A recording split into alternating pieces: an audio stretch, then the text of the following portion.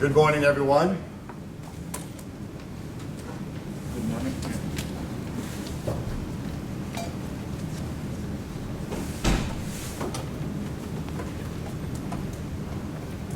So the project is liquefaction triggering, and it really is the effects of liquefaction and focusing on silty soil sites, one of the sites that we haven't worked as well on. And the work is being done by Daniel Hudabarat, a PhD student at UC Berkeley, and thank you, Pierre, for the funding. The project objectives are twofold.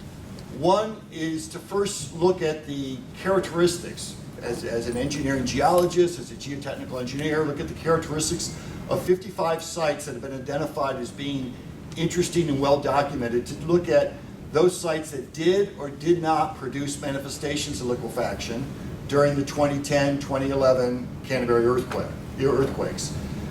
Then, after doing assessment of that, as well as performing analysis, provide guidance for adjusting the state-of-the-art techniques that have been shown to overestimate liquefaction triggering and effects at these sites for these silty soil sites.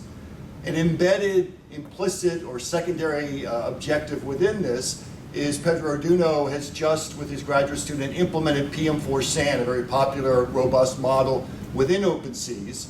And so it's good to get another group to exercise that model. And so we're working with Pedro and his student to essentially interact and try to develop the capabilities and show that this model is working well within OpenSeas. At the heart of it too, in terms of another linkage, is obviously this wouldn't have been possible without the work done to document the effects of liquefaction and non-liquefaction as a result of the Canterbury earthquake sequence. I was actually doing shaking table tests at Davis, where if you're going to build a model, you're not just going to shake it one time. You're going to shake it with a little lower level of shaking, maybe from magnitude 7 further away. Then you're going to shake it with a more intense level of shaking, get some near fault effects in there. Well, I left Davis because New Zealand was doing 1G full-scale testing. The entire city was basically being shaken by a magnitude 7.1 on 4 September 2010, then the magnitude 6.2 on 22 February 2011. Then they had the June earthquake, then they had the December earthquake, they even had an earthquake on Valentine's Day. So it'd be a shame to not take advantage of this incredible data set.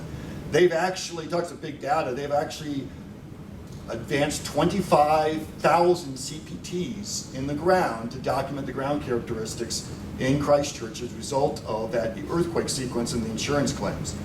One of the things that we have there is we have observations of field damage. Because of the insurance claims, land is insured in New Zealand, so every parcel that someone put a claim in, an engineer had to go and actually document that. And so the hot colors here, if we just focus on the 22 February Christchurch earthquake, these are areas that had significant, severe liquefaction-induced land damage. Areas that are blue are areas that were inspected that had no significant damage, and then the green is kind of in between, marginal damage. And you can see that there's significant liquefaction in the eastern suburbs. The central business district is shown here. And one of the parameters that's been used is the liquefaction severity number. And I don't want to get into the details of that, but it's a way of trying to look at the effects of liquefaction, not triggering a liquefaction, but the effects of liquefaction. And you can see, if you look at the hotter colors, there's a general correspondence between tracing LSN and high LSN numbers and high damage. Except, you start looking at this area, there was no significant damage in the southwest quadrant of Christchurch, yet LSN, largely because of our triggering methods or overestimating liquefaction occurring, are basically saying that we should have had a lot of damage there. So, we always focus on the areas of high damage, but then we start looking at areas that had no damage. These are CPT profiles. This is the tip resistance in the upper 10 meters, and this is the I sub C, which is a soil behavior type index. It's an index of the type of behavior. And to get started, we classify these by different PGA levels, from 0.2 to 0.2 to 0.3, 0.3 to 0.4, greater than 0.4. And then all we did here is sites that had no evidence of liquefaction in terms of manifestations of the ground surface, no ejecta, no cracking, are blue. Those areas that had ejecta and ground manifestations of liquefaction are red. And what you see is in terms of tip resistance, it's not the tip resistance. Once you take these blue ones and you do a fines content correction, they still are saying they should liquefy. The difference is the sites that have severe liquefaction have thick deposits of clean sand that typically have I sub C numbers less than 1.8. As you get to higher levels of shaking, then other sites will start to liquefy. But at these lower levels, the blue sites are just highly stratified soil layers. So when we look at this, we have classes that kind of say, pat yourself on the back, we have a good ability to predict evidence of liquefaction. These are typically the thick, clean sand sites. But then we have sites in here where we're not seeing severe damage, yet our methods are saying we should have. For example, here's one site, Shirley Intermediate School, which is very useful because for the Darfield earthquake, where the PGA was only about 0.2 G, there was no evidence of liquefaction. Yet, when we had the Christchurch earthquake and the PGA was up around 0.4 G, the LSN number increased from 5 to 21. It was an area, and you can see here with the ejecta in gray, had severe liquefaction. So that's a good test of being able to predict the non-manifestations and the manifestations of liquefaction. When we look at our current techniques, this is tip resistance, but as the background, what I've done is taken the I sub C, which is the soil behavior type index, and looked at the sand type material, which typically goes from about a 1.3 to a 2.05, and we notice 1.8 is a big number, an important number, dividing number. So that's in dark red. The orange is kind of into the silty sands, and then green is silty materials, and then beyond that we don't think are liquefiable. What you see here is this is largely a clean sand site, and when we have liquefaction from a depth of 3 meters to 10 meters, that causes a lot of ejecta. We can contrast that to one of the representative sites in the southwest quadrant. This is the Gainsborough Reserve site. It was an area where even though it was shaken by about 0.43 G, and we have a lot of instruments in this site to really get good handle on that, so it was on the order of 0.4 G, there's no surface manifestations of liquefaction, even though LSN is high. So we're not doing a good job there. It's because of our conservatism, which can waste a lot of money. When we look at this site, we see that in terms of the factor of safety against liquefaction, this is one, we have zones that should trigger liquefaction, yet we're not seeing manifestations at the ground surface. And the reason why is when you look at this is a highly stratified site. There's sites of some sandy material, but it's sandwiched between some silty soils and some clayey materials. There's a layer down here that has some sandier material, but even in that, there's significant layering, and it's at a depth of about 5 meters, and then it's disconnected from this other layer below that. And so we're realizing it's not just a geotechnical mechanical response problem, it's a hydraulics problem, and whether the things are connected or not. So one indicator that we're looking at in terms of ejecta, if we've got relatively lightweight construction, if we have residential construction, we have pavements, relatively light infrastructure, then LSN is giving us a sense of when we're going to have ejecta and when we're not going to have ejecta. And when we have our simplified methods, which are largely based on clean sand sites, a majority of the data in those sites are clean sand sites, so that's why the next generation liquefaction assessment team, that project has to focus not just on clean sand sites, but really look at some of these silty soil sites to build up the database in that area. But for clean sand sites, we find that LSN 10 is a pretty good indicator between when we get ejecta and when we don't get ejecta. That's the positive side, and that's consistent with the way it was developed.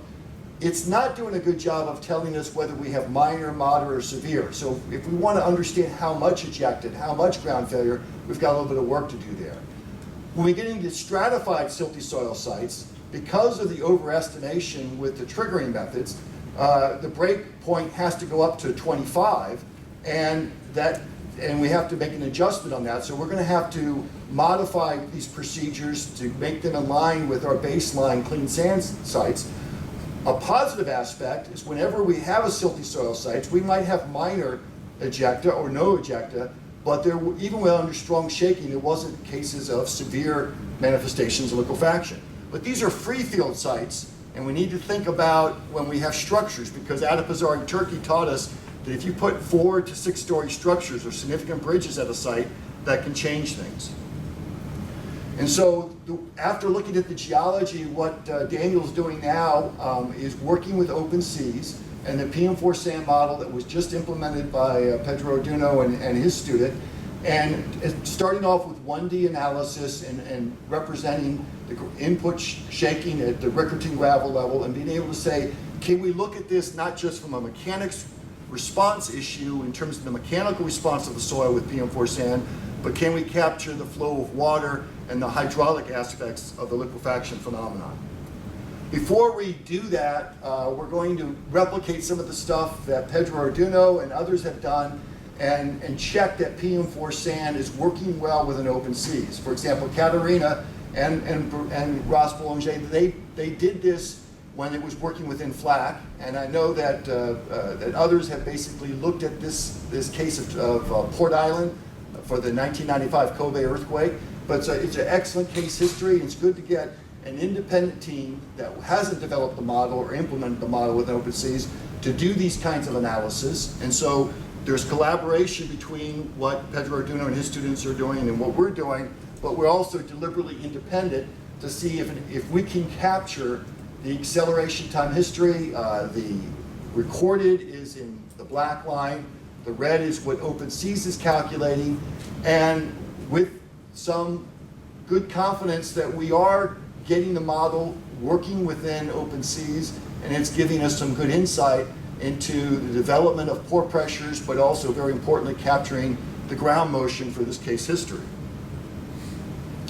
With that, and we're looking at wildlife and a few other sites, but with some calibration, now we can go in and actually start doing some simulations. And so one of the sites is that Shirley intermediate school site. We talked about the Darfield earthquake. There was no evidence of liquefaction. In the Christchurch earthquake, there was significant amount of liquefaction at the site. And we can do the analysis. This is just showing the upper 28, 26 meters of the soil profile. This is shear wave velocity. This is a calculated peak ground acceleration. This is the peak induced shear strain. But most importantly, this is the excess pore pressure. And with that excess pore pressure, you're getting a significant head. And so there's a lot of water that essentially can and wants to flow upward, and can do so in a very fast way because of the high hydraulic conductivity of this material and not having interlayering. And so you're going to have a shallow water table with a significant volume of water moving up to it. It's no wonder why you don't get significant ejecta. We can contrast that with the Gainsborough site, and there are areas that develop pore pressure, but in between we've got clayey soils that are not going to generate significant pore pressure, and they're not going to transmit the water. So when we have water pressure develop here, it's going to slowly dissipate through this layer to connect to this one. So you have a number of isolated layers that are not connected hydraulically, and that's one of the reasons why we think that we're not seeing the significant ejecta here, even though our simplified methods are saying this site should have liquefied. And so what we're really seeing is a difference between a clean sand site that has a thick, clean sand with low I sub C, so it's a relatively no fines content, clean sand with a high hydraulic conductivity that's developing high excess pore pressures. Therefore, you have a total head that can basically drive the water up and create the ejecta as it goes through a thin crust. And contrast that with these silty soil sites where we're essentially seeing liquefaction being triggered at depth. We have laboratory tests that Christine Bezai did as part of a previous NSF research project that said these materials generate pore pressure. It's just the water's locked within these materials. It takes a longer time for the water to drain out, and when it wants to drain out, it has low permeability layers in between. And so that has to be captured with our analysis. And so one of the things that we're looking at is a new liquefaction flow index, something that is not just looking at the generation of pore pressure and the mechanical response of the material, such as what's captured by PM4 sand, but something that can kind of look at the total head distribution that's created that kind of at the connection of the water from at depth to the top, and be able to predict this better for the free field case. So the continuing research is one of the limitations of what we've done so far, and I'm interested to see what Pedro's going to do. Are you implementing PM4 Silt within OpenSeas? Yes. Yes. So that's another. So we're going to wait for him to implement PM4 Silt, but we want to bring PM4 Silt in to the project because we want to have a better clay-like consistent model with PM4 sand. And so we'll redo the analysis we did, for example, for the silty soil sites, where we used another model that is a solid model, but it's just not as capable as PM4 Silt, and do a better job of clay-like modeling. So we're basically following right behind Pedro in terms of taking advantage of the things that he's implementing. So continue to support him, and then you're supporting us. And then we're going to then do more comprehensive OpenSea simulations and see if we can capture these surface manifestations better in terms of the hydraulic response as well as the mechanical response of the soil profile. And we've tested a few new liquefaction flow index, but we're still in the early stages of that. And so maybe if you have some ideas and things, we can talk about that. And really, if the end game at the end of this 2-year project is to provide guidance on how to adjust these current procedures to capture the free field observations that we're seeing of no liquefaction manifestations at silty soil sites. And very important, there are free field sites that have essentially lightweight constructions and highway pavements. It might be a Caltrans road across a valley. But then there are cases with structures, and that changes things dramatically. So we want to make sure that we separate those two things. Thank you.